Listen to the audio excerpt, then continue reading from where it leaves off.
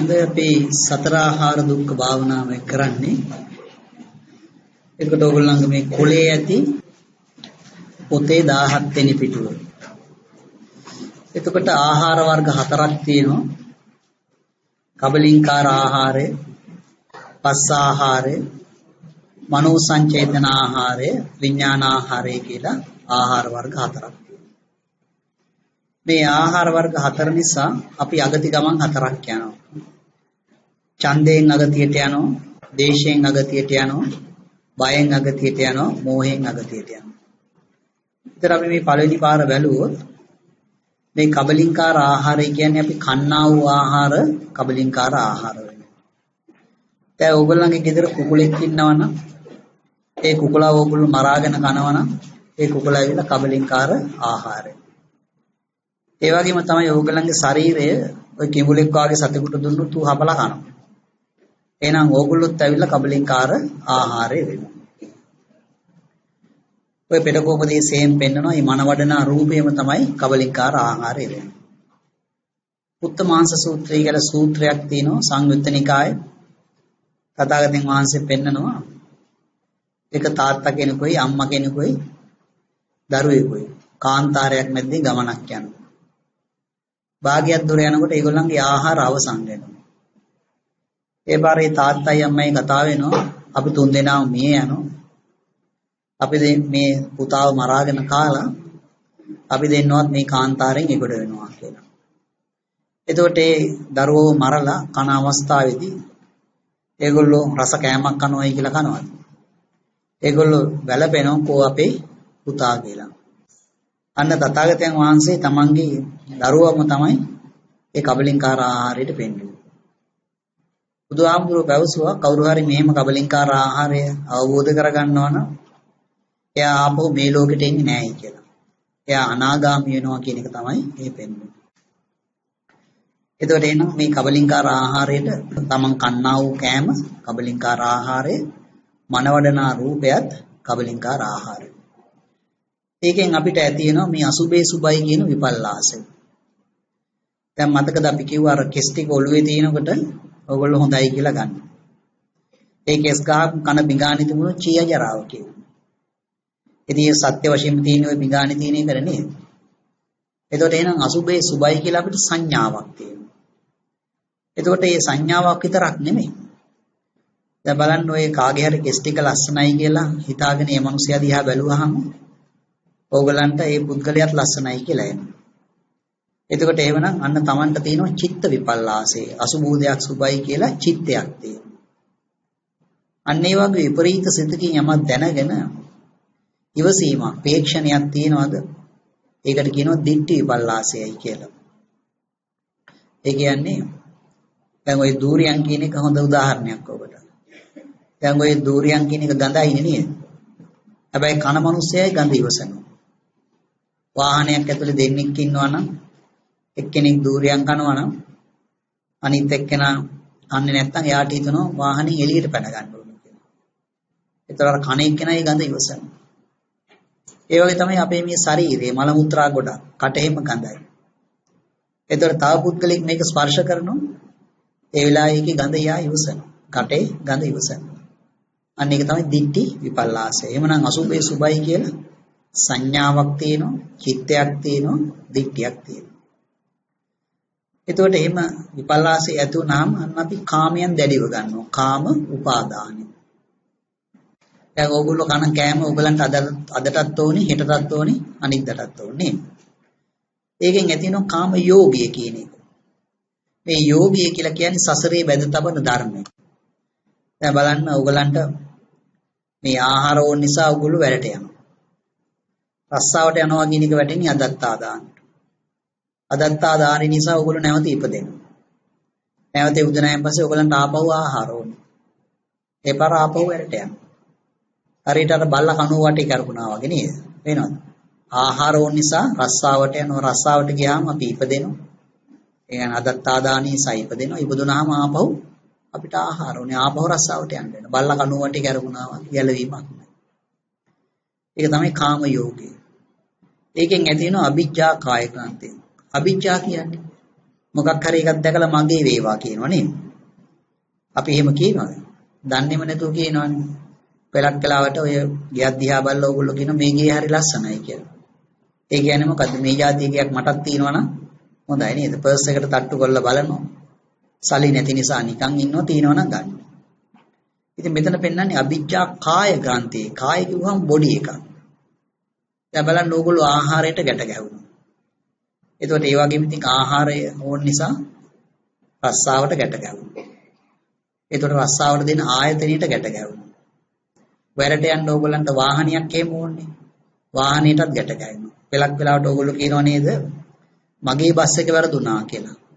Bus එක නම් ආණ්ඩුවේ. අපි ඒකත් මගේ කියලා ගන්නවා. එතකොට ඒ පාර දැන් කැම ටික හොයා ගන්න. ගෙදරක් ඕනේ. ගෙදෙට්ටත් ගැට ගැහෙනවා. ගෙදර තියෙන ලිපටත් ගැට ගැහෙනවා. ලිපේ ගලටත් ගැට ගැහෙනවා. ඕගොල්ලන්ගේ ගෙදර තියෙන වටිනාම උපකරණය මොකක්ද? ලිප නේද? බලන්න ওই ප්ලාස්ටික් පෙට්ටිය නැති වුණාට ඕගලන්ට ජීවත් වෙලා ඉන්න පුළුවන්. ලිප නැත්තම් ජීවත් වෙලා ඉන්න බෑ නේ. දැන් ওই මහත්තයා බෙලක් කලාවට කියනවා මම හරි බිසි මට කරදර කරන්න එපා කියලා. ඒ පාර නෝනා ටික වෙලාවකින් ඇවිල්ලා කියනවා අද නම් ගෑස් ඉවරයි අද උයන්න වෙන්නේ නැහැ කියලා. දැන් ඉතින් මහත්තයා අර වැඩේ බිසිකම පැත්තකට දාලා ගිහිල්ලා ගෑස් සිලින්ඩර් එක ගෙනත් දෙනවා නේ. මොකද එයාත් මෙච්චර මහන්සි වෙන්නේ මේ ආහාර ටික හොයාගන්න. ඉතින් ඒක නැත්තම් ඇති වැඩක් නැහැ. ඒතර අපි ලිපටත් ගැට ගහනවා ලිපේ ගලටත් ගැට ගහනවා. ඉතින් ඕගොල්ලෝ ගැට ගැහිච්චව ඔක්කොම බලන්න මෙතන අවිජ්ජාවේ. අවිජ්ජා කාය ක්‍රාන්තියේ. මේ ළමයා මගේ, බල්ලා මගේ, කුකුලා මගේ, ගෙදර මගේ නේද ඔක්කොටම ගැට ගැහුවා. ඒකෙන් ඇති වෙන මේ කාම ආශ්‍රය කියන එක. මේ කාම ආශ්‍රය කියලා කියන්නේ පසු සංඥාව. මොකේ පසු සංඥාවද? සුඛයි කියලා ගන්න එකේ පසු සංඥාව. දැන් හිතන්න බලන්න ඕගොල්ලෝ ගෙදරකට ඇතුල් වෙනවා. ඔයගලන්ට හොඳ සුවඳක් දැනෙනවා. කවුරු හරි හොඳ හොද්දක් හදනවා කියන. හැබැයි ওই හොද්ද කෑවට පස්සේ තමයි දන්නේ ඕගොල්ලෝ ඒකේ ලුණු තියනවද, ඇඹුල් තියනවද කියලා නේද? අර කෑවට පස්සේ සුඛයි කියන එක තියෙනවනම් අන්න ඒක පසු සංඥාව තමයි කාම ආශ්‍රය. ඉතින් ඕක වැඩි වෙනවද අඩු වෙනවද? වැඩි වෙනවා නේද? අන්න කාම ඕගය. ප්‍රවාහය කියලා කියනවා, ෆ්ලඩ්ස් කියලා කියනවා, ගම් වතුර වගේ. දැන් ඕගොල්ලෝ අද මේ ලංකාවේ අයගේ කෑමත් කනවා. චීනයේ කෑමත් කනවා නේද? ඉන්දියාවේ කෑමත් කනවා. ඔක්කොම දේවල් කනවා නේද? එංගලන්තයේ අයගේ කෑමත් කනවා. ඔය ඕස්ට්‍රේලියාවේ මාත් එක්ක වැඩ කරන මිනිස්සෙක් කියනවා මේ ඕස්ට්‍රේලියාවට වෙච්ච හොඳම දේ තමයිලු নানা ප්‍රකාර රටවලින් මිනිස්සු මෙහාට ආවලු. ඉතින් ඒගොල්ලෝ එනකොට ඒගොල්ලන්ගේ මේ ආහාර අරගෙන ආවලු. දැන් අපි අපේ කෑමත් කනවා ඒගොල්ලන්ගේ කෑමත් කනවා කියලා. ඉතින් ඕක දැන් වැඩි වෙලා දරා ගන්න බැරි තත්ත්වයකටපත් වෙනවානේ. අන්න ඒකට කියනවා ආසයටපත් වෙනවා කියලා. කන්ට්‍රෝල් එකක් නැහැ. අන්න ඒ වෙලාවේදී තමයි අපිට මේ රාග සල්ලේ කියන එක ඇති වෙන්නේ. අන්න ඒ වෙලාවේ ඕගලන්ට ඊතලයක් අදිනවා. මොන වගේ ඊතලයක්ද? අසුබ දෙයක් සුබ වශයෙන් ඊතලයක්ව විඥාණයට බැස ගන්නවා. ඊතලේ ලේබල් එක ගහලා තියෙනවා සුබයි බියුටි කියලා නේද? හැබැයි ඕකේ ඇතුලේ තියෙන්නේ මොකද්ද? විස අසුබේ. ඉතින් ওই විස මතුනාම ඉතින් ඕගලන්ට පේනවා ඕගොල්ලෝ ජරා වෙන ස්වභාවය ආදි වශයෙන් එනවයි කියන එක නේද? එතකොට ওই අවස්ථාව මතක් කරගන්නවා නම් ඔය තරුණ ගෑනු ළමයෙකුට තරුණ පිරි ළමයෙක් එහෙම හම්බුනාම ඒගොල්ලන්ගේ පපුව ගැහෙනවා. ඒ වෙලාවට ඒගොල්ලන්ගේ අම්මා තාත්තා කිව්වොත් එහෙම පුතේ ඕක අතහැරපන් දුවේ ඕක අතහැරපන් කියලා ඒගොල්ලන්ට අතහැර ගන්න බෑ. මොකද අර ඊතලේ මේ ලේවලටම වැදිලා තියෙන්නේ නේද? ගලව ගන්න බෑ ඒක. ඒතකොට සුබයි කියලානේ වැදිලා තියෙන්නේ. ඉතින් දැන් එහෙම වුණාම දැන් බලන්න මේ කබලින්කාර ආහාරය නිසා තමයි අපි මේ රාග සල්ලේට ආවේ. කබලින්කාර ආහාරයෙන් රාග සල්ලේට ආවයි කියලා අපි ආපහු අපි යනවා කබලින්කාර ආහාරයට. රූප උපග විඥානත් තිටති. විඥානී රූපේ එළඹ සිටිනවා. එතකොට ඕක මේ තථාගතයන් වහන්සේගේ ඥානයක්. බුදුහාමුදුරන්ට තියෙනවා විඥානස්ථಿತಿ ඥානය කියලා ඥානයක්. ඒකෙන් පෙන්වන්න පුළුවන් මේ පුද්ගලයාගේ මනස මේ වෙලාවේ මේ රූපය අල්ලගෙන තමයි ඉන්නේ කියලා. එතකොට ඕක ඉතින් මතක තියාගන්න පුළුවන් අර බත් කටේ කතාවේ. මොන බත් කටක් කටට දැම්මා. ඊට පස්සේ ඉතින් වේදනාවක් එහෙම ඇති වුණා නේද? උගුරෙන් පල්ලෙහාට ඕක නැහැනේ. දැන් මොකද කරන්නේ? ආපහු තව බත් කටක් දානවා. දැන් ගියේ කොහාටද? රූපේට නේද? ඒ රූපය අල්ලගෙන විඥානේ ඉන්නවා. ඉතින් ඕගලන්ට කට්ලට් වගේ දේවල් නම් ඕනේ. ඉතින් ඕකට බ්‍රහ්ම ලෝකේ ගිහිල්ලා හරියන්නේ නැහැ නේද? ඔයාට දැනන්න ඕනේ. බැල්ලියක බඩකට හරි රිංග ගන්න වෙනවා. ඡන්දයෙන් අගති ගමනක් යනවා. මල මුත්‍රා අසුචි කාණෝක විඥානයේ දැස ගන්න සලස්සන. එහෙම ගිහිල්ලා ඔයගලන්ට උත්තර තුනක් ඇති වෙනවා. මොකද්ද? ජාතියයි දුක්ඛයයි උපායාසයයි කියන එක. අර ඉරිදෙක ගන්න උත්තරේ තමයි මේ දුක්ඛය කියන එක. ඉතින් ඔය දුක් දැන් ඔය ළමයි ගණන් හදලා 2යි 3යි 5යි කියලා පහට ඉරිදෙකක් ගන්නවා නේද?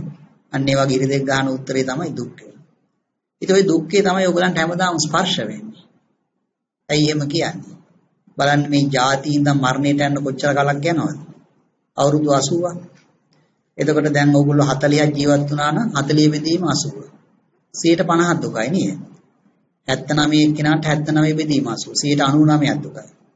අවුරුදු 4 එක්කෙනාට 4 බෙදීම 80. ඕක තමයි හැමදාම ස්පර්ශ වෙන්නේ. එතකොට ඒක ස්පර්ශ වෙලා අපි මෝඩයා වාගේ අපි හිතනවා මේ සුඛයි කියලා. එතකොට මේ ස්පර්ශ ආහාරය අපි ඊළඟට බලනවා මේ දුක්ඛයේ ස්පර්ශ වෙනවා අපි සුඛයි කියලා හිතනවා. එතකොට දැන් මේ ස්පර්ශ ආහාරය කියන එක තේරුම් ගන්න තථාගතයන් වහන්සේ උත්තමාංශ සූත්‍රයේ පෙන්නනවා හැම ගහපු හරකේ. ඒ හරකා බිත්තියක් අයින් ඉන්නවනම් තාප්පයක් අයින් ඉන්නවනම් එතන ඉන්න සත්තු යාව කනවා. ඒ හරක වතුරට බැස්සොත් වතුරේ ඉන්න සත්තු යාව කනවා. එලිවාහන හිටියොත් එලිවාහන ඉන්න කෘමීන් යාව කනවා. කොහොම හිටියත් යාව කනවා. අන්න ඒ වගේ තමයි අපිත් හැම ගහලා නේද? ඊ අපි ඇහැ ඇරලානේ. කැමති උනත් නැති උනත් ස්පර්ශ වෙනවා. කන ඇරලා. කැමති උනත් නැති උනත් සද්ද ඇහෙනවා කියන එක තියෙනවා. අන්න එහෙම තේරුම් ගන්න ඒක ස්පර්ශ ආහාරය. ඉතින් දුක්ඛයේ ස්පර්ශලා අපි හිතනවා සුඛයි කියලා. ඉතින් ඕගලන්ට හිතනවා අපි මේ භාවනාවේදී නිතරම යන්නේ මේ පල්ලෙහාට කියන එක නේද? පල්ලෙහාට නෙමෙයි යන්නේ. දැන් ඔය හිතන්නකෝ බලන්න ඇෆ්ගනිස්තානයේ මොනවාරි ආහාරයක් තියෙනවා. ඒ කෑම ඕගොල්ලෝ දැකලත් නැත්නම් ආලත් නැත්නම් දගී කියලා හිතන්නත් බැරි නම් ඒක ගැන මොකක්වත් හැඟීමක් ඕගලන්ට ඇති වෙනවද? නෑ නේද? එතකොට ඒ කියන්නේ මොකද්ද? මේ කබලින්කාර ආහාරය කියන එක ස්පර්ශ වෙන්න ඕන. ඒක ස්පර්ශ වුණාම ඕගලන්ට වේදනාවක් ඇති වෙනවා. ස්පර්ශයෙන් ඕගලන්ට සංඥාවක් ඇති වෙනවා. ඒ සංඥාවෙන් වේදනාව හඳුනා ගන්නවා. ඒ සංඥාවෙන් අපි චේතනාවන් වෙනවා. ඒ චේතනාවෙන් අපි සංස්කාරයන් කරනවා. ඒ සංස්කාරයෙන් අපිට විඥානයක් සැකසෙනවා. එහෙනම් ධර්මයේ ගලාගෙන ආවේ වම් පැත්තේ ඉඳන් දකුණු පැත්තට. ඇයි එහෙනම් අපි මේ පල්ලෙහාට යනවා කියලා කියන්නේ? මෙතන තව පාරවල් තියෙනවා. විඥානීය සැකසුනාම ආපෝ කබලිකාර ආහාරයට එන පාරක් තියෙනවා. අපි ඒක ඇඳලා නැහැ. එතකොට මේක හරියට නිකන් රවුන්ඩ් අබවුට් එකේ ගිහිල්ලා එතෙන්ටම ආවා වගේ. දැන් අපි එතනින් පස්සේ පල්ලෙහාට යනවා. එතකොට එහෙනම් අපි මේ පෙන්නුවේ මේ ස්පර්ශ ආහාරයෙන් අපි මේ මුලින්ම අපි යන්නේ දකුණට. හැබැයි ගිහිල්ලා අපි පල්ලෙහාට එනවා. එතකොට අපි දුක්ඛේ ස්පර්ශ වෙනවා. අන්න අපිට විපල්ලාසයක් ඇති වෙනවා සුඛයි කියලා. ඉතින් සුඛයි කියලා ගත්තා නම් උගුළු අනාගත භවය දැඩිව ගන්න. අන්න ඒක තමයි සීලබ්බත උපාදානයි කියලා කියන්නේ. ඉතින් ඕක ඔය අනාගත භවය දැඩිව ගන්නවා කියන එක ඕගලන්ට ඇති වෙන්නේ දැන් ඕගලන්ගේ ජීවිතේ හොඳ අවස්ථාවන් තියෙනවනේ. හිතන්න බලන්න ඉරිද දවසක ඕගොල්ලෝ මේ වැඩට එහෙම යන්නේ නැතුව ඔය නිවාඩු පාඩුව මේ පොළට ගිහිල්ලා එළවලු ටිකක් ගෙනල්ලා උයලා ඊට පස්සේ ගඟට ගිහිල්ලා මේ කට්ටියත් එක්ක නාලා ගෙදර ඇවිල්ලා හැමෝම මේසෙට වාඩි වෙලා සන්තෝෂයෙන් කනවා. හිතන්න නෝනයි මහත්තයයි රණ්ඩු වෙලත් නැහැ. ළමයාත් හොඳට ඉගෙන ගන්නවා. ඔන්න ඔය වෙලාවේදී ඕගොල්ලෝ ගන්නවා නේද අද හොඳයි හෙටත් හොඳ වේවි කියලා. අනාගත භවයේ දැඩිව ගත්තා. ඉතින් ඕගලන්ට හිතෙන්න පුළුවන් ඕගලන්ට සිද්ධ වෙලා තියෙන මේ ඕගලන්ට මේ දැනුම් තේරුම් මේ තියෙන කාලවල කියලා. ඕවා සිද්ධ වෙලා තියෙන්නේ ඕගලන් මේ නොදන්නා කාලවලම තමයි. හිතන්නකෝ බලන්න ඔන්න තාත්තා කෙනෙකුයි පුතෙකුයි ගමනක් යනවා. යනකොට ওই පුතාට පේනවා ඔය පාලමක් වගේ එකක් හදන තැනක ඉංජිනේරුවෙක් මේ බූට්ස් දෙකක් දාගෙන වාහනයකින් බෑලා නේද? පොජරෝ වගේ එකකින් බෑලා අර මිනිසුන්ට කියනවා අර විදිහට කරන්න මේ විදිහට කරන්න කියලා. ඒ පාරේ ඉතින් දැන් මේ පුතා මේක කට අරගෙන බලාගෙන ඉඳලා තාත්තගෙන් අහනවා කවුද තාත්තේ මනුස්සයා. එයා තමයි පුතේ ඉංජිනේරුවා කියනවා. දැන් එතකොට මෙයා කල්පනා කරනවා එහෙනම් මම ලොකු නම් ඉංජිනේරුවෙක් වෙනවා කියලා. අර රෝල් මොඩල් එක හැටියට ගත්තා නේද ඉංජිනේරුවෙක් වෙනවා කියලා. එහෙම නැත්නම් හිතන්නකෝ බලන්න මෙයාට අසනීප වෙලා මේ වැල් නැහැ. දොස්තර ළඟට යනවා. එතකොට දොස්තර ළඟ මිනිස්සු පොලිමේ ඉන්නෝ බේත් ගන්නෝ සනීප වෙනවා. දැන් ඉතින් මෙයා කල්පනා කරනවා එහෙනම් මම ලොකු නම් දොස්තර වෙනවයි කියලා නේද? එතකොට දැන් ඊළඟට දැන් බලන්න ඔය ඉංජිනේරුවා හදන පාලම මේ කොච්චර කාලයක් තියේවිද? අවුරුදු 80ක් වගේ කාලයක් තියේවි නේද? එතකොට දැන් ඔය තථාගතයන් වහන්සේ ධර්මයේ දේශනා කරනකොට කියනවා මේ මහණෙනි මේ අංගමගද රාජ්‍යවල යම්කිසි ධනයක් දානයක් රිදී රත්තරන් ආදියක් වෙනවද? ඔය චතුරු මහරජිකේ ඊට වඩා විශාල වූ ධනයක් තියෙනවා. ඔය පොයේ දවසට සිල් ගන්න මිනිස්සයාට ඒ දවසට ගිහිල්ලා සිල් ගත්තාම එයාට පුළුවන් කියනවා මේ චතුරු මහරජිකේ ඉපදෙන්න. ඉතින් මේක අහගෙන ඉන්න ගෘහපතියෙක් හරි ආමුදුර නමක් කරගෙන. එයා කල්පනා කරනවා එහෙමනම් මම ඊට පස්සේ පොයේ දවසට හොඳට සිල් ගන්නවා. මොකටද?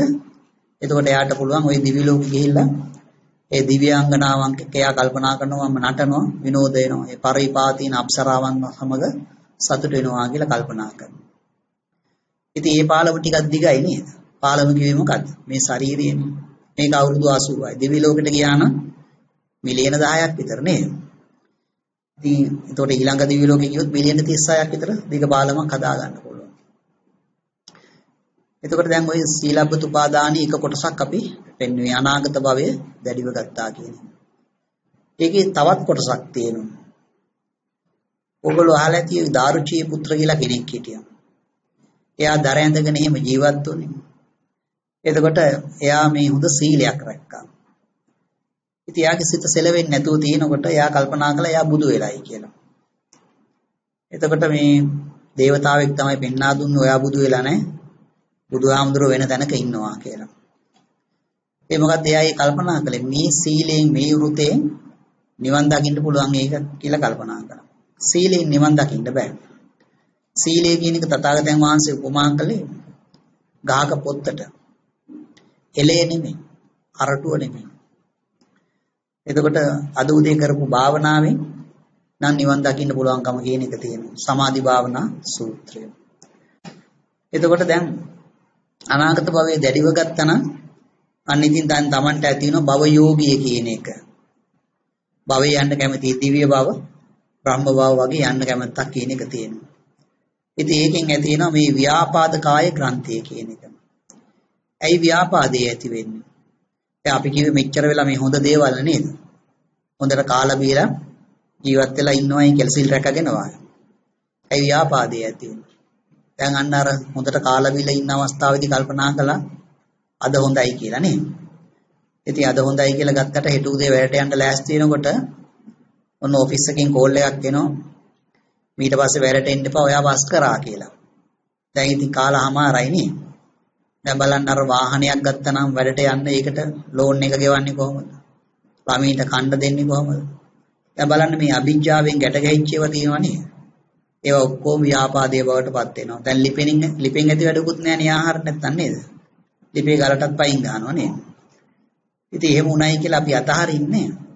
දැන් අපිට ඇති වෙනවා භව ආශ්‍රය කියන එක. මේ භව ආශ්‍රය කියලා කියන්නේ පසු සංඥාව. මොකේ පසු සංඥාවද? මේ අනත්තේ අත්තා කියන එකේ පසු සංඥාව තමානුවන්නේ තමා කියන එක. එහෙමනම් මේ අත්තා කියලා ඇති වෙන්නේ කොහොමද කියලා අපි ඉගෙන ගන්න ඕනේ. අර අඹගෙඩිය කතාව හොඳයි නේද? ඕගොල්ලෝ රස්සාවක් කළා මුදල් උපයාගෙන බිල් ගොඩාක් ගෙවලා රුපියල් 10ක් ඉතුරු කරගත්තා නේ. ඊට පස්සේ කුණු අඹගෙඩියක් නේ හම්බුනේ. කුණු කෑල්ලක් කපලා කන අවස්ථාවේදී රසයක් ඇති වෙනවා. වේදනාවක් තියෙනවා. ඒ වේදනාව තමයි අත්තා කියලා අපි ගන්න. එතකොට අඹගෙඩිය කාගේද? දැන් ඕගොල්ලෝ සල්ලි දීලා ගෙනාවම කියනවා මේ අඹගෙඩිය මගේ කියලා නේ. හැබැයි ඉතින් ඕගොල්ලෝ ඊළඟ දවසේ අඹ ගන්න යනකොට කුණු අඹ මුදලාලි වැරිලා නම් එහෙම ඔයගලන්ට අඹ ගන්න හම්බ වෙන්නේ නැහැ. එහෙනම් අඹගෙඩිය අයිති මුදලාලිට නේ. ඒ පාර ඕගොල්ලෝ මේ මුදලාලි හම්බෙලා අහනවා කාගේද මුදලාලි මේ අඹගෙඩිය. මුදලාලි ඉඳන් කියන මහත්යෝ මේක මගේ නෙමෙයි. මම මේක ගත්තේ ගොවියට. එහෙනම් අඹ ගෙඩිය අයිති ගොවියට. ඊළඟට ගොවියා හම්බෙලා අහනවා කාගේද මේ අඹ ගෙඩිය? ගොවි ඉඳන් කියන මහත්යෝ මේක මගේ නෙමෙයි. මම මේක ගහෙන් කඩාගත්තේ. එහෙනම් අඹ ගෙඩිය අයිති ගහට. ඉතින් ගහත් එක්ක කතා කරන්න පුළුවන් නම් ගහෙන් ඇහුවොත් කියනවා මේක අයිති පොළොවට නේද?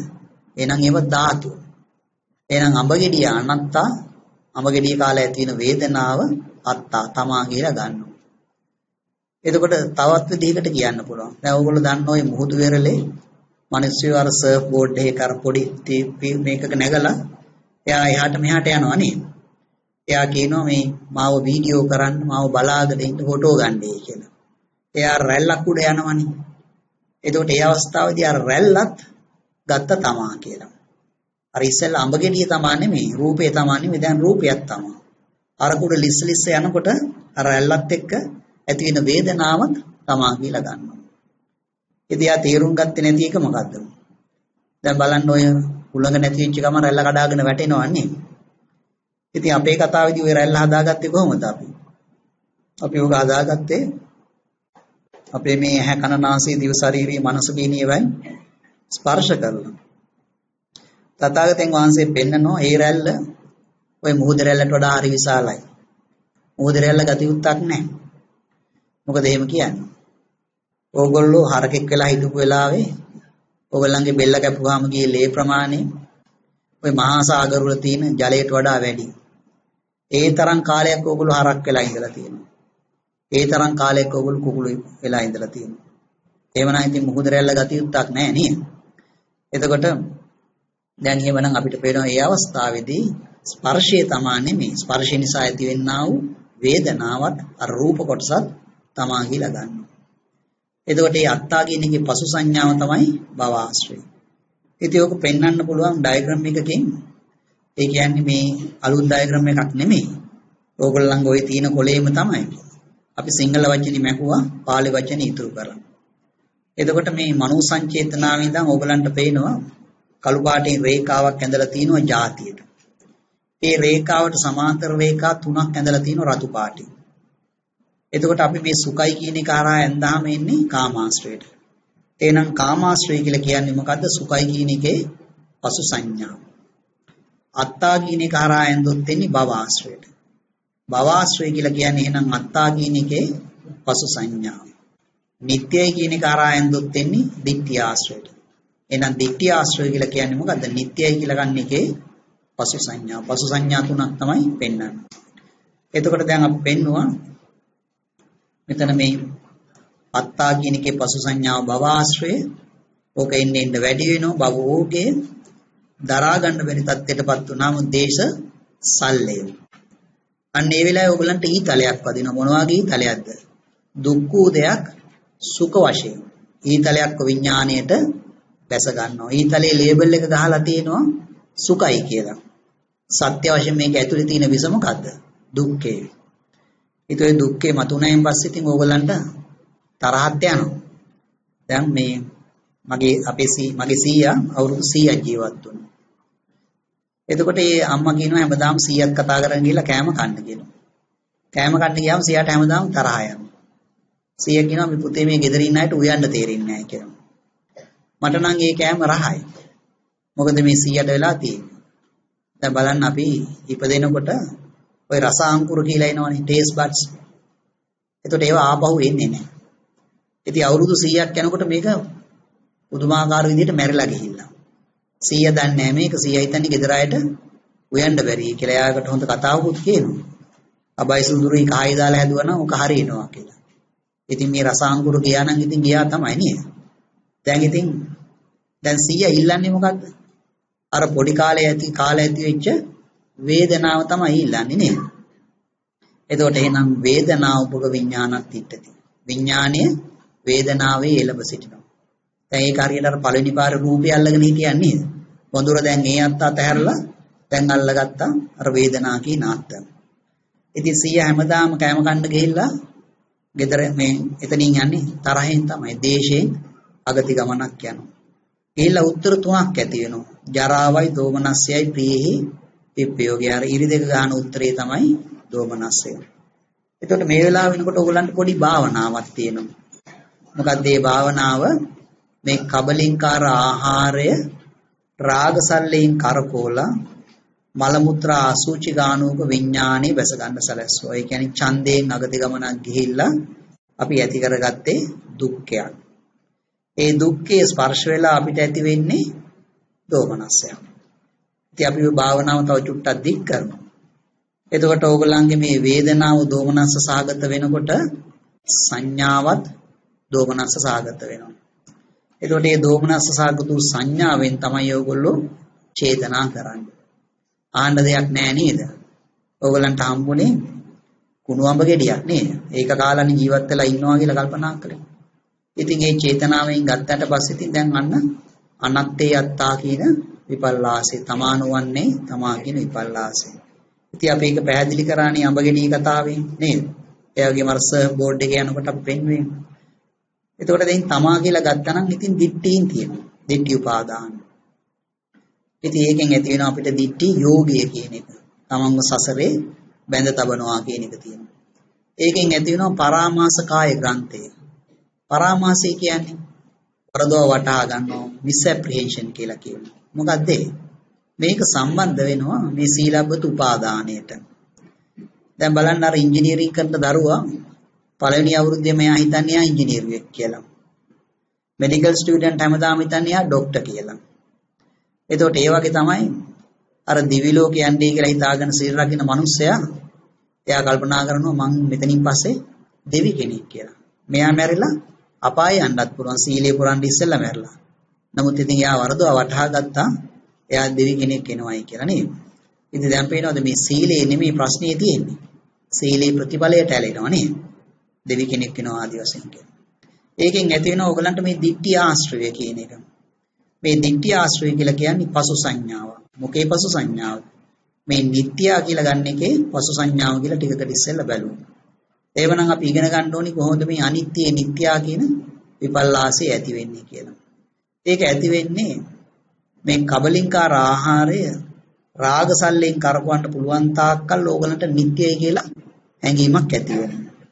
උදාහරණයක් හැටියට කියනවා නම් අපි හිතමු ඕගලන්ට ආරාධනා කරනවා කවුරු හරි ඒගොල්ලන්ගේ ගෙදර මේ පාටි එකක් තියෙනවා කෑමකට එන්න කියලා. ඉතින් ඕගොල්ලෝ හොඳට ඇඳ පැළඳගෙන යනවා. ගියාම ඕගලන්ට පේනවා මේ මේසයක් උඩ කට්ලට් පිඟානක් තියෙනවා.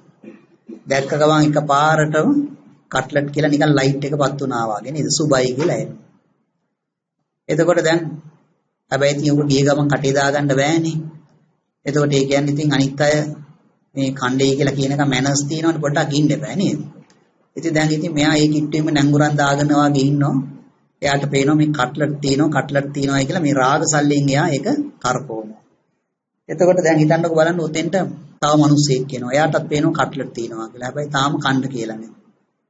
දැන් ඉතින් මෙයා මේ දෙන්න කතාවක් පටන් ගන්නවා. දේශපාලනේ කතා කරනවා වෙන්න පුළුවන්. එතකොට මේ කතාව පටන් ගත්තට පස්සේ ටික වෙලාවක් යනකොට අනිත් අය කන්න පටන් අරගෙන මේගොල්ලෝ කට්ලට් දිහා බලනකොට අර ටික ඉවර වෙගෙන යනවා. දැන් මොකද වෙන්නේ? අර මේ දෙන්න කෙලින්ම යනවා අර කට්ලට් ගන්න කියලා නේද? දැන් පේනවද උතන මොකක්ද උනේ කියලා? අර කට්ලට් තියනවා කියලා රාගසල්ලෙන් කරකවන්න පුළුවන් තාක්කල් නිත්‍යයි කියන කතාව එයාට ඇති වුණා. ඒකනේ අර ටික නැති වෙගෙන යනකොට දුවගෙන ගියේ නේද? දැන් හිතන්න බලන්න කවුරු හරි මේ බේසමකට කට්ලට් අරගෙන ඇවිල්ලා අර කාපව පුරවනවා නම් ඔය කතාව කරගෙන යන්න පුළුවන්. එතකොට ඒ කියන්නේ කබලින්කාර ආහාරේ රාගසල්ලෙන් කරකවන්න පුළුවන් තාක්කල් නිත්‍යයි කියලා සංකල්පය ඇති වෙනවා. අන්න එහෙම ඇති වෙන සංකල්පය අපි මානෙන් මදෙන් පවත්නවා. ඒ කියන්නේ දැන් මෙතන මේ අත්තා ඉඳන් නිට්ටයට පාලමක් තියෙනවා. මේ පැත්ත අත්තා මේ පැත්ත නිට්ටය. තමන්ගේ මානින් මතින් ගහනවා ජැක් එකක්. උදාහරණයක් හැටියට කියනවා නම් දැන් අපි හිතමු ඕගලන්ට වාහනයක් ගන්න ඕන වෙලා ලක්ෂ 50ක් විතර අරගෙන ඕගොල්ලෝ යනවා ඒ කාර් විකුණන මුදලාලි ළඟට. ඉතින් ඕගොල්ලෝ මේ වාහනේ ගන්න කැමති වුණා. ඉතින් වාහනේ අර පේපර්ස් අස්සම් කරන වෙලාවේදී කාඩීලා ඉඳන් කියනවා මං ඔයාලට දෙන්නේ අවුරුදු 3යි කියලා. ඒ කියන්නේ මොකද්ද? ගරන්ටි එක අවුරුදු 3යි. 3කින් පස්සේ මේක කඩාගෙන වැටෙනවා. ඕගොල්ලෝ ඔක පිළිගන්නවද? පිළිගන්නවා නම් මේ අවුරුදු 3කින් කඩාගෙන වැටෙන යකඩ ගොඩකට ඕගොල්ලෝ ලක්ෂ 50ක් දෙන්නේ නැහැ නේ. ඔක මට වුණා. රුණායි රටේ මම ඔක ගන්න ගිය වෙලාවේ එයා කිව්වම අවුරුදු 3යි කියලා මට එකපාරටම එනවා. මගේ තාත්තගේ වාහනයක් තිබුණා. එයා අවුරුදු 30ක් පාවිච්චි කරා. ඒතකොට එහෙනම් මං ගැහුවා ජැක් එක 30යි කියලා. අර 3යි කියනවා මගේ මනසේ 30යි කියනවා.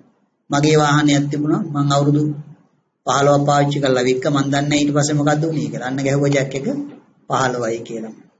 මොකද්ද මේ කියන්නේ? දැන් ඕගොල්ලෝ ওই මනෝමය කායෙන් ඉන්නකොට ඕගලන්ට පේනවා මේ මිනිස්සු බඩ ඇතුලේ මැරෙනවා. අවුරුද්දෙන් මැරෙනවා. 30න් මැරෙනවා.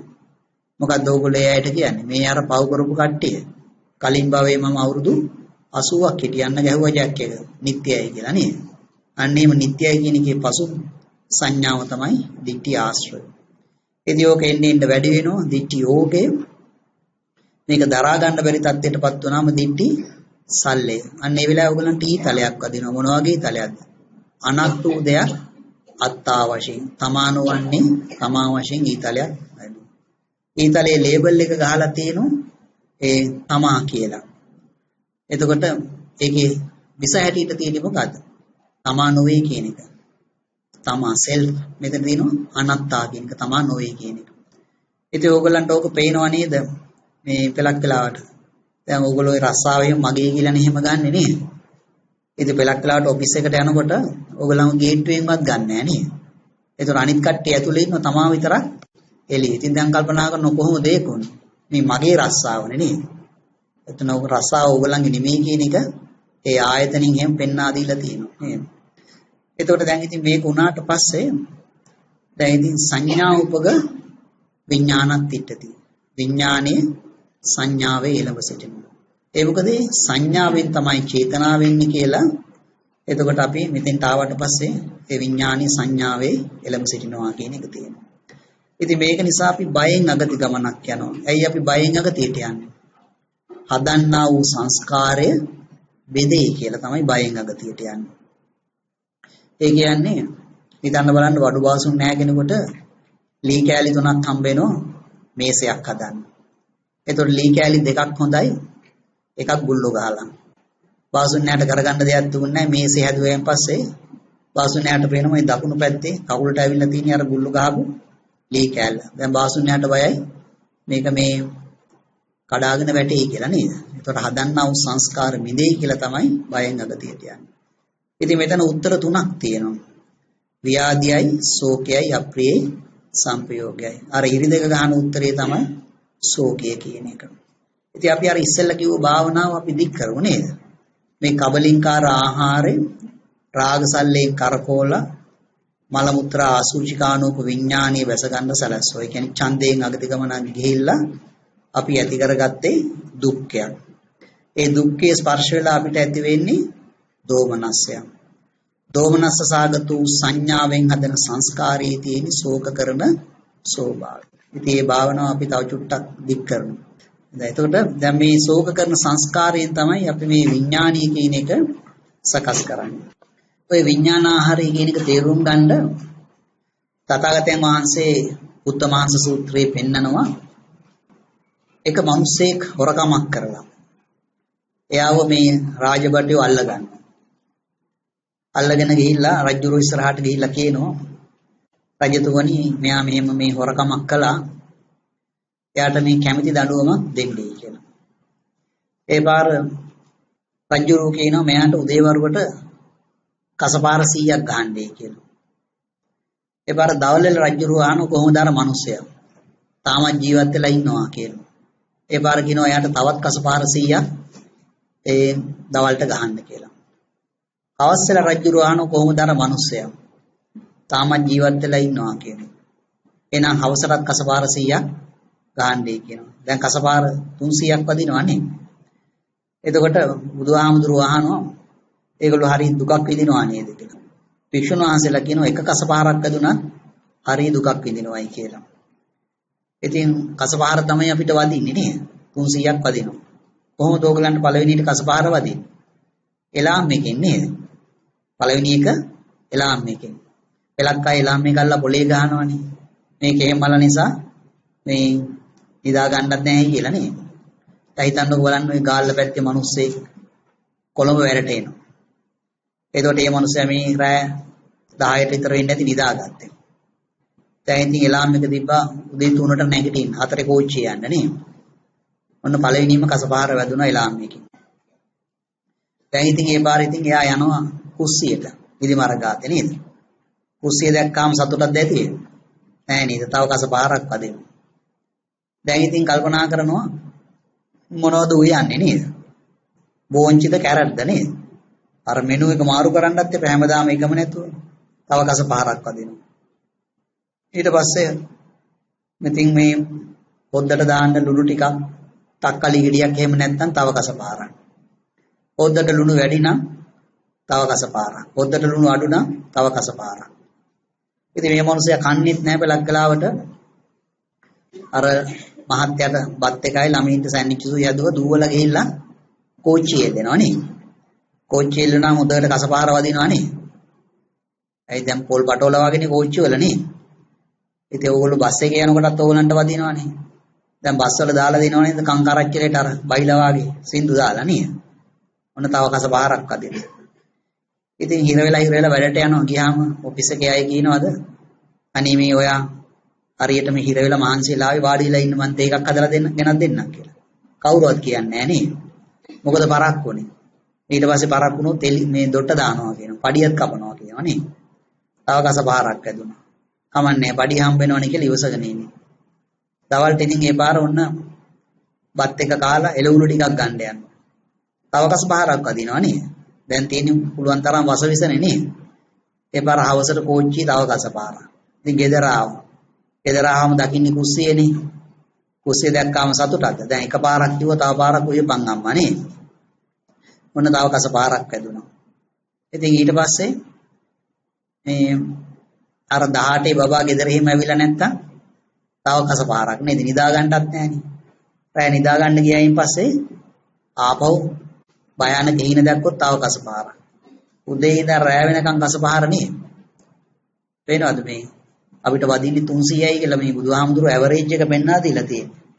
ඉතින් ඒ 300 නෙමෙයි පළත් දවස් වලට ඊට වඩා වැඩි නේ.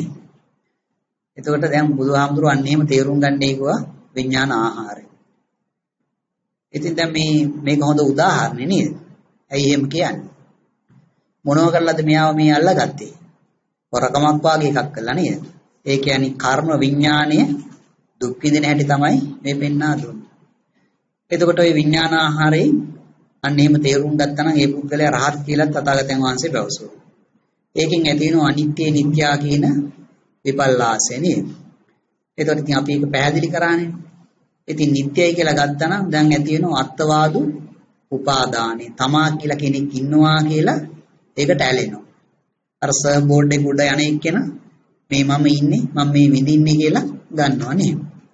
ඔකද ඉංග්‍රීසි භාෂාවෙන් හොඳට කියනවා having pursued a self clinging to it කියලා. තමා ඉන්නවා කියලා ඒකට ඇලෙනවා. ඒකෙන් ඇති වෙන අවිද්‍යා යෝගය. මේ අවිද්‍යාව යෝගය කියලා කියන්නේ සසරේ බැඳ තබන ධර්මයේ අවිද්‍යාව කියන එක ඔයගොල්ලෝ මේ වෙනකොට ඉගෙනගෙන ඉවරයි. මොකද්ද ඒ? ඒක තමයි මේ විපල්ලාස 12ම තමයි අවිද්‍යාවට ආසන්නතම කාරණේ වෙන්නේ. දැන් බලන්න පළවෙනි පාරේ තියෙනවා අසුභේ සුභයි කියලා සංඥාවක්, චිත්තයක්, දික්ඛ්‍ය විපල්ලාස 3යි. දුක්ඛේ සුඛයි කියලා සංඥා චිත්ත දික්ඛ්‍ය. දැන් 6යි. තුන්වෙනි පාරේ අනත්තේ අන්තා කියලා සංඥා චිත්ත දික්ඛ්‍ය දැන් 9යි. ඊළඟට අනිත්‍ය නිට්ටයා කියලා සංඥා චිත්ත දිට්ඨි දැන් 12යි. ඕක තමයි ආසන්නතම කාරණේ වෙන්නේ අවිද්‍යාවට. ඒක හරියට හිතන්න බලන්න මේ කන්දක් උඩ ඉඳන් හොඳ ලස්සනට පිරිසුදු වතුර පාරක් එනවා. ඉතින් ඕක බලන් ඉන්න බැරුව එක්කෙනෙක් කන්ද උඩට නැගලා රතු පාට ඩයි එකක් දානවා. තව එක්කෙනෙක් පොඩ්ඩක් පල්ලෙහා ඉඳලා කොළ පාට ඩයි එකක් දානවා. තව එක්කෙනෙක් කහ පාට ඩයි එකක් දානවා. තව එක්කෙනෙක් නිල් පාට ඩයි එකක් දානවා. ඉතින් ඕගොල්ලෝ ඉන්නේ අන්ද පාමුල නම් ඔයගලන්ට හිතා ගන්න පුළුවන්ද මේකේ ඉන්නේ රතුද කොළද කහද නිල්ද කියලා. ඔක්කොම එකට එකක් කලවම් වෙලා නේද? අන්න ඒ වගේ තමයි ඕගලන්ට අද ඇති වෙලා තියෙන ප්‍රශ්නේ. මොකද මම සුභයි කියලා ගත්ත නිසාද? සුඛයි කියලා ගත්ත නිසාද? අත්තා කියලා ගත්ත නිසාද? නිට්ටයයි කියලා ගත්ත නිසාද? නැත්තම් මගේ චිත්තේ නිසාද? දිට්ඨිය නිසාද කියලා හිතා ගන්න බෑ. ඔක්කොම එකට එකක් සම්බන්ධ වෙලා. හරියට ඔය කඹේක උඩ පොටක් අරගෙන කියන්න බෑ නේද? මෙන්න මේ පොට තමයි මෙතන තියෙන්නේ කියලා. ඒක ඔක්කොම ඇඹරිලා තියෙනවා. අවිද්‍යා යෝගය. ඒකෙන් ඇති වෙනවා ඉදං සච්චාපි නිවේසකාය ග්‍රන්ථේ. මේකම සත්‍යයක් කියලා ගැට ගැහෙනවා. මේක ඇතුලේ තමයි මේ මුසාවාද, පරුසාවාච, පිසුනාවාච, සම්ප්‍රප්ලාප කියන ඒවා ඔක්කොම තියෙන්නේ. ඒ කියන්නේ දැන් අර අඹ ගෙඩිය මතකද කුණු අඹ ගෙඩිය. රස්සාවක් කළා මහන්සියලා බිල් ගොඩාක් ගෙවලා රුපියල් 10ක් විතර කරගෙන කුණු අඹ ගෙඩියක් ගත්තා නේ. එතකොට දැන් ඉතින් ඕගොල්ලෝ මේ කුණු අඹ ගෙඩිය කපලා කෑවට පස්සේ ඉතින් රසයක් ඇති වෙනානේ නේද? එතකොට ඒගොල්ලෝ කියනවා නේද ඒක සුඛයි කියලා. බුදුහාමුදුරු කියේ මොකද්ද මේ ලෝකේ තියෙනවා කියලා? දුක්ඛය. එතකොට තථාගතයන් වහන්සේ දුකයි කියනකොට අපි කියනවා නෑ බුදුහාමුදුරනේ අඹ ගෙඩිය කනකොට මට නම් සුඛයි කියලා. අර මහන්සි වෙච්ච එක ගැන කල්පනාවක් නෑ නේද? පැය 10ක් 12ක් ගත කළා කියන එක ගැන හැඟීමක් නෑ. එතකොට ඒකම සත්‍යයක් කියලා ගැට ගැහෙනවා. ඒකෙන් ඇති වෙන අවිද්‍යා ආශ්‍රය කියන එක. මේ අවිද්‍යා ආශ්‍රය කියලා කියන්නේ පසු සංඥාවක්. මොකේ පසු සංඥාවද? මේ තමා කියලා ගන්න එකේ අත්තා කියලා ගන්න එකේ පසු සංඥාව. ඒතකොට දැන් පොඩ්ඩක් පැටලෙනවා නේද? දැන් ටිකකට ඉස්සෙල්ලා කිව්වා නේද අත්තා කියන එකේ පසු සංඥාව භවආශ්‍රය කියලා. එතකොට ඒක එහෙමම නෙමෙයි. මේ ඉදං සච්චාපි නිවේස කාය ග්‍රන්ථය අනුමත කරන්න ඕනේ. ඒක හරියට ඔයගොල්ලෝ මේ තපල් පෙට්ටියට ලියුමක් දාන මුද්දරයක් ගන්නවා. දාපු පළියට ඕක යනවද? නෑ නේද? එතන ඒ පෝස්ට් මාස්ටර් බලනවා මේකේ මේ රුපියල් 10 හරි 5 හරි ගහලා තියෙනවද කියලා. ඒ අනුමත කරාම තමයි ඒක යන්නේ. එතකොට අත්තා කියන එකේ පසු සංඥාව අවිද්‍යාශ්‍රය වෙනවා ඉදන් සත්‍ය අනුමත කළාට පස්සේ. ඉතින් ඕක එන්න වැඩි වෙනවා අවිද්‍යාව ඕගේ. ඒක දරා ගන්න බැරි තත්ත්වයකටපත් වුණාම මෝහ සල්ලේ. අන්න ඒ වෙලාවේ ඕගලන්ට ඊතලයක් වදිනවා. මොන වගේ ඊතලයක්ද? අනිත්‍ය උදයක් නිට්ටය වශයෙන් ඊතලයක්ව විඥාණයට බැස ගන්නවා. ඊතලයේ ලේබල් එක ගහලා තියෙනවා මේ නිට්ටයයි කියලා. ඒ පර්මනන්ට් කියලා. ඒක ඇතුලේ තියෙන මොකද්ද විසම? අනිත්‍යයි කියන එක ඉම්පර්මනන්ට් කියන එක. ඉතින් ওই විසම ඇති වුණාම ඉතින් ඕගොල්ලෝ මැරලා වැටෙනවා කියන එකකුත් තියෙනවා. ඉතින් දැන් බලන්න මේ සංස්කාරයෙන් තමයි මේ විඥානය කියන එක සැකසෙන්නේ නේද? සංස්කාර පත්‍ය විඥානන නේද? සංස්කාරයේ විඥානයේ සැකසෙනවා කියලා මෝහසල්ලේට ආවට පස්සේ සංකාරය අල්ලගෙන විඥානයේ ඉන්නවා. අන්න විඥානයේ සංස්කාරයේ එළඹ සිටිනවා කියන එක තියෙනවා.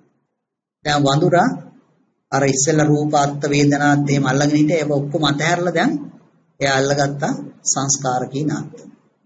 ඉතින් ඒක නිසා ඔයගොල්ලෝ මෝහයෙන් අගති ගමනක් යනවා. මේ මෝහයෙන් අගති ගමනට මේ ඡන්දයෙන් අගතිය, දේශයෙන් අගතිය, බයෙන් අගතිය ඔක්කොම අයිති වෙනවා. ඒකට අමතරව මෙයාගෙත් අගති ගමන් තියෙනවා. ඒ කියන්නේ ඔයගොල්ලෝ දන්නව නේද ආලාර කාලා මෙහෙම කල්පනා කළා මේ 7 වෙනි ධානයට එහෙම ගිහිල්ලා මෙතනින් පස්සේ මං ගිහිල්ලා මේ ලෝකෙ ඉපදෙනවා මම මැරෙන්නේ නැහැයි කියලා නේ. අන්න ඒ වගේ ධානයන් නිසා හරි අගති ගමන් යනවා.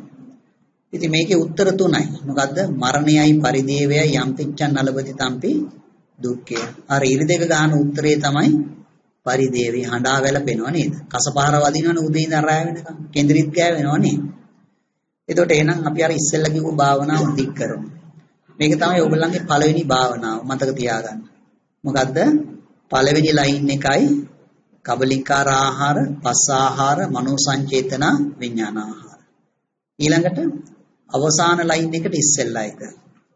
දුක්ඛ, දෝමනස, ශෝක, පරිදේව. කොහොමද අපි බලන්නේ? මේ කබලින්කාර ආහාරය රාග සල්ලෙන් කරකෝල මල මුත්‍රා අසුචි ගානෝප විඥානයේ බැස ගන්න සලස්සෝ. ඒ කියන්නේ ඡන්දයෙන් අගති ගමනක් ගිහිල්ලා අපි ඇති කරගත්තේ මහා දුක්ඛය. ඒ දුක්ඛේ ස්පර්ශ වෙලා අපිට ඇති වෙන්නේ මොකද්ද? දෝමනස්සය. දෝමනස්ස සාගතු සංඥාවෙන් හදන සංස්කාරයේ තියෙන්නේ ශෝක කරන ස්වභාවය. ශෝක කරන සංස්කාරයෙන් හදන විඥානයේ තියෙන්නේ පරිදේවේ හඬා වැළපීම. එහෙමනම් අර කසපහර වැදිලා උදේ ඉඳන් රෑ වෙනකන් අපි අඬා ඉන්නවා කියන එක ගන්න. ඒක තමයි ඔයගොල්ලන්ගේ පළවෙනි භාවනාව.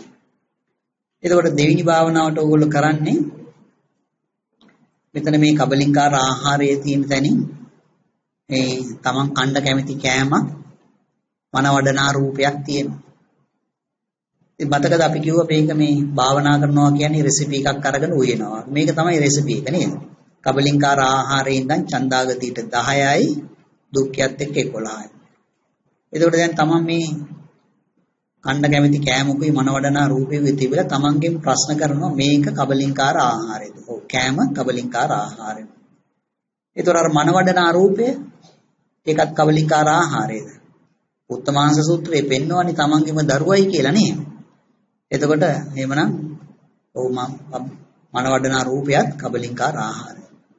දැන් ඉතින් ඊළඟට තමන්ගෙම ප්‍රශ්න කරනවා මේක නිසා අසුභේ සුභයි කියලා විපල්ලාසයක් මට ඇති වෙනවා. දැන් බලන්න ඔය ආහාර ටිකක් මේසයක් උඩ තියලා තිබ්බොත් දවස් දෙකක් විතර තුන්වෙනි දවසේදී ඕගොල්ලෝ නායත් වාගෙන තමයි ඒක බින් එකට දාන්නේ නේ.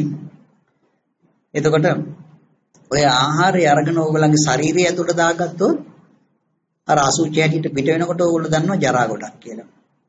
දවස් දෙකක් විතර දුවලා අසුචි හැටියට පිට වෙනකොට. එතකොට දැන් ඔය ඕගොල්ලෝ මේ භාවනා කරන කෙනෙක් හැටියට හිතන්නකෝ බලන්න මේ හෝල් එකේම රයිස් කුකර් එකක බත් එකක් ගහලා ඕගොල්ලෝ භාවනා කරන්න පටන් ගන්න. බත් එක ඉඳෙනකොට ගඳයි. දැන් ඔය බත් බඩගින්න ඉන්න මිනිස්සයා නම් හොඳට උණු උණුයි බත් එකක් කන්න පුළුවන් කියලා හිතෙනවා. නමුත් අරක ගත්තාම හොඳට පේනවා ගඳයි කියලා. ඔය බත් ටික අතින් කාලා සබන් දාලා අත හොදලා අත ඉවල බලන්න ඒත් ගඳයි. එතකොට අපි ජරා ගොඩක් තමයි මේ ශරීරයට දාගන්නේ. එහෙමනම් ඔන්න ඔය ආහාරය සම්බන්ධයෙන් අසුබෝ දෙයක් අපි සුබයි කියලා දාගත්තා. අර පුද්ගලයෙකුත් මෙතන තිබ්බනේ නේ. ඒ පුද්ගලයා නිසාත් මේ විපල්ලාසය තියෙනවා. ඔව් නේද? දැන් බලන්න ඔය මිනිස්සෙක් ගත්තා මල මුත්‍රා ගොඩක් නේ තියෙන්නේ. කට එහෙම ගඳයි. එතකොට තව පුද්ගලෙක් මේක ස්පර්ශ කරනවා. ඒ වෙලාවේ යා ගඳ ඉවසනවා. කටේ ගඳ ඉවසනවා. ඔව් එතකොට දිට්ටි විපල්ලාසය තියෙනවා නේද? අන්න එහෙනම් ටික් එකක් දැම්ම ඔව් මට දිට්ටි විපල්ලාසයකුත් තියෙනවා කියලා. දැන් තමන්ගෙන් ප්‍රශ්න කරලා බලනවා මේකෙන් මං කාමයන් දැඩිව ගන්නවද? ඕ මං මේ කන කෑම මට අදටත් ඕනි හෙටටත් ඕනි අනිද්දාටත් ඕනි. උපාදානෙ නේද? අර පුද්ගලයා සම්බන්ධිනුත් එහෙම හිතන්නේ. දැන් ඊළඟට තමන්ගෙන් ප්‍රශ්න කරනවා මේකෙන් මට කාම යෝගය වෙනවද? ඒ කියන්නේ සසරේ මාව බැඳ තබනවද? ඔව් මට ආහාර ඕන නිසා මම රස්සාවට යනවා. ඒක වැටෙන්නේ අදත්තාදානට. අදත්තාදාන නිසා මං ඉපදෙනවා. ඉපදුනාට පස්සේ මට ආපහු ආහාර ඕනේ.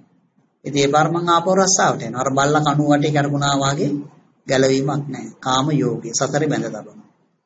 දැන් ඒකෙන් කල්පනා කරනවා ඒකෙන් මට අභිජ්ජාකාය ග්‍රන්ථියක් ඇති වුණාද? ගැට ගැහුණාද නේද? ඕ මං ආහාරයට ගැට ගැහුණා. ආහාරය වුණ නිසා රස්සාවට ගැට ගැහුණා. රස්සාවට යන්න වාහනයක් ගත්තා මං ඒකටත් ගැට ගැහුණා. එතකොට ඒ විතරක් නෙමෙයි. ඒ ගෙදරක් ගත්තා ගෙදෙට්ටත් ගැට ගැහුණා. ලිපටත් ගැට ගැහුණා. ලිපේ ගලටත් ගැට ගැහුණා නේද? ඉතින් ඕගොල්ලෝ ගැට ගැහිච්ච ඔක්කොම ගන්න. ළමයා මගේ බල්ලා මගේ නේද? මාත්‍යා මගේ ඔක්කොම ගැට ගැහිච්චේව ගන්න. ඒකෙන් තමන් ප්‍රශ්න කරනවා මට කාමාශ්‍රයක් ඇති වුණාද? ඒ කියන්නේ මේ සුඛයි කියන එකේ පසු සංඥා. ඕ මං ඊයේත් කිව්වනේ අර මනුස්සයාට මේ කෑම හරි රහයි කියලා නේද? එහෙනම් සුඛයි කියන එකේ පසු සංඥාව තියෙනවා. අන්න ඒකටත් දැම්ම ටික් එකක්. ඒකෙන් කල්පනා කරනවා මට කාම ඕගයක් ඇති වුණාද? ඒක එන්න වැඩි වුණාද නේද? දැන් බලන්න හිතන්නකෝ ඕගොල්ලෝ මේ ගෙදරකට යනවා. ඒගොල්ලන් ගෙදර කෑමක් දෙනවයි කියලා ආරාධනාවක් ලැබිලා. ගියාන් පස්සේ ඒ ගෙදර ඉන්න නෝනා ඔය කරි එකක් අරගෙන ඔයගලන්ට බෙදනවා මේක කාලා බලන්න කියලා. ඔයගොල්ලෝ කාලා බලලා කියනවා ෂා මේක හරි රහයි. කොහෙන්ද මේක ගත්තේ? අර අහවල් සුපර් මාකට් එකේ. ඒ පාර ඔයගොල්ලෝ කිලෝමීටර 10 15 හරි ගෙවාගෙන යනවා ඔක ගන්න කියලා නේද? එන්න වැඩි වුණා. ඉතින් ඔක දරා ගන්න බැරි තත්ත්වයටපත් වුණාම රාග සල්ලය. අන්න ඒ වෙලාවේ ඔයගලන්ට අර ඊතලයක් වදිනවා මොකද්ද? අසුභ උදයක් සුභ වශයෙන්. ඊතලයක් විඥාණයට බැස ගන්නවා. ඉතින් ඒක මතක තියාගන්න පුළුවන් නේ අර මං කිව්වේ තරුණ ගෑල් ළමයෙකුට තරුණ පිරි ළමයෙක් එහෙම හම්බුනාම පපුව ගෑනවා කියලා නේ. ඒකෙන් මතක තියාගන්න පුළුවන්. තමන්ගේ තරුණ කාලේ පොඩ්ඩක් කල්පනා කරලා බලන්න. එතකොට ඒක නිසා මොකද වෙන්නේ? දැන් ඉතින් මේ කබලින්කාර ආහාරය නිසා තමයි අපි රාග සල්ලේට ආවා. ඒ පාර අපි රූප උපද විඥානත් ඉట్టති නේද? එතකොට එයාගේ මනස අර රූපේටමයි යන්නේ දැන්. ඒක මතක තියාගන්න පුළුවන් බත් කටේ කතාවේ.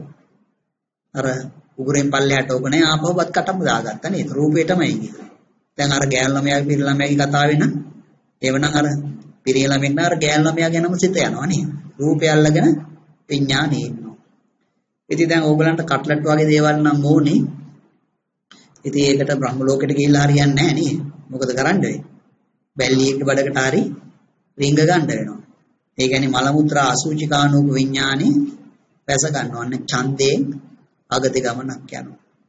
ඉතින් මේකන් ගිහිල්ලා මං ඇති කරගත්තේ මොකද්ද? මහා දුක්ඛයක් නේද? ඉතින් මේ දුක්ඛේ නැවතත් ඇති කරගන්න ඕනි වටිනවද කියලා හොඳට කල්පනා කරලා බලන්න. එතකොට පෙලක් ඉතින් මේක බලනකොට මේක මේ අඩු තක්සේරු කරන්නත් එපා, වැඩි තක්සේරු කරන්නත් එපා.